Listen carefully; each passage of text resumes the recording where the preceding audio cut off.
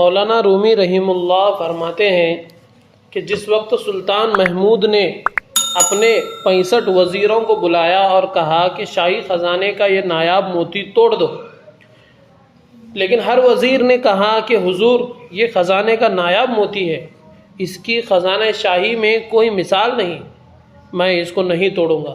یہاں تک کہ ان سب وزیروں نے انکار کر دیا اور معذرت کر لی۔ آخر میں شاہ محمود نے ایاز کو بلایا۔ اسے دراصل ایاز کا مقام عشق دکھلانا تھا، یہ دکھلانا تھا کہ ایاز میرا سچا عاشق ہے، باقی سب وزراء تنخواہی ہیں۔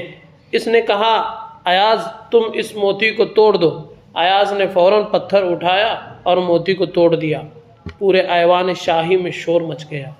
ایاز نے وزراء کو خطاب کر کے کہا، اے معزز لوگوں، آپ نے موتی کو قیمتی سمجھ کر نہیں توڑا لیکن شاہی حکم کو توڑ دیا۔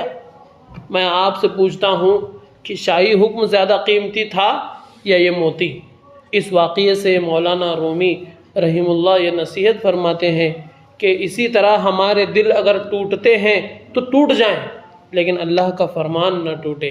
دل کی وہ خواہشات جن سے اللہ تعالیٰ راضی نہیں ہے، مثل بیش بہا موتی کے، خواہ کتنی ہی قیمتی اور لذیذ نظر آئیں، ان کو توڑ دو، لیکن حکم الہی کو نہ توڑو، اور نامحرم عورتوں اور امردوں کو ہرگز نہ دیکھو، چاہے کتنی ہی تقاضا دیکھنے کا ہو۔